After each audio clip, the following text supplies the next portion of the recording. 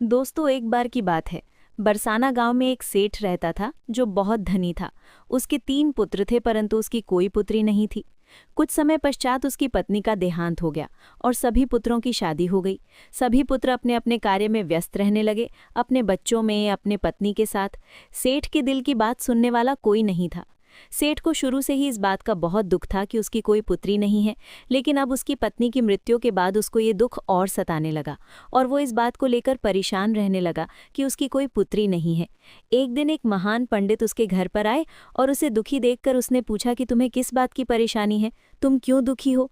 तो उसने अपना दुख का कारण पंडित को बताया कि कोई मेरी पुत्री नहीं है, इस वजह से मुझे अपने जीवन में ये अभाव रहता है कि मेरी कोई पुत्री क्यों नहीं है। तो वो पंडित उसको कहता है, लो, ये भी कोई परेशानी की बात है। तुम राधा रानी को अपनी बेटी मान लो। हमारी जीवन में जिस चीज की कमी होती है उसको भगवान ही पूरा कर सकते हैं। परेशान होने से क्या होगा। तुम राधा रानी को अपनी बेटी मानो और उससे अपने दिल की बात किया करो, देखना तुम्हें ये अभाव कभी नहीं सताएगा। सेठ को पंडित की ये बात अच्छी लगती है और वो ऐसा ही करता है।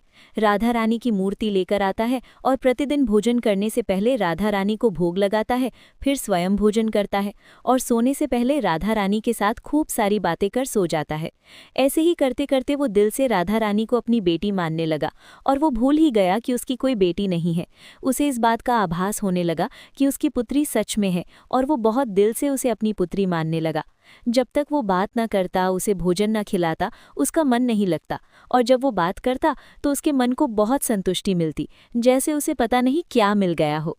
तो दोस्तों, एक दिन सेठ के घर पर एक चूड़ी बेचने वाली मणहारिन आती थी और वो उसकी बहुओं को चूड़ियां पहनाकर जाती थी। एक दिन वो चूड़ी बेचने घर पर आई और उसने सेठ के बेटे की तीनों बहुओं को चूड़ी पहनाई। उसके साथ जब सेठ की बहुएं चूड़ी पहनकर चली गईं तो उसके सामने एक और कन्या आई और उसने कहा कि मुझे भी चूड़ियां पहन दो। चूड़ी वाली ने सोचा कि शायद सेठ के घर पर कोई मेहमान आई है, तो उसने उसको भी चूड़ी पहना दी। उसके बाद वो चूड़ी वाली सेठ से पैसे मांगने सेठ की दुकान पर पहुंची और बोली कि चूड़ी के पैसे दे दो, और उसने पहले से अधिक पैसे मांगे। तो सेठ ने कहा कि तुमने चूड़ी का दाम बढ़ा दिया है क्या। तो उसने कहा, नहीं, मैंने चूड़ी का दाम तो नहीं बढ़ाया, परंतु आज मैं 4 को चूड़ी पहना कर आई हूँ। उसने कहा, मेरे घर पर तो 3 ही बहुएं हैं। तो उसने कहा, नहीं, मैंने आज 4 को चूड़ी पहनाई है। सेठ ने कहा कि तुमसे कोई गलती हुई है, मेरे घर पर तो चूड़ी पहनने के लिए मेरी सिर्फ 3 बहू है। तो उसने 3 के पैसे चूड़ी वाली को दे दिए और चूड़ी वाली भी बिना कुछ कहे पैसे लेकर अपने घर चली गई। रात को सेठ घर आया और हमेशा की तरह राधा रानी My को dear भोग लगाकर Radharani, और खूब सारी you बातें know कर how सो much I गया। love you. उस दिन रात Just को as a सेठ के father सपने में loves his Radha Rani daughter, आई और कहने लगी, you are the Baba, light of तुमने चूड़ी वाले को मेरी चूड़ी के पैसे क्यों नहीं दिए। जब तुम मुझे अपनी बेटी मानते हो तो तुम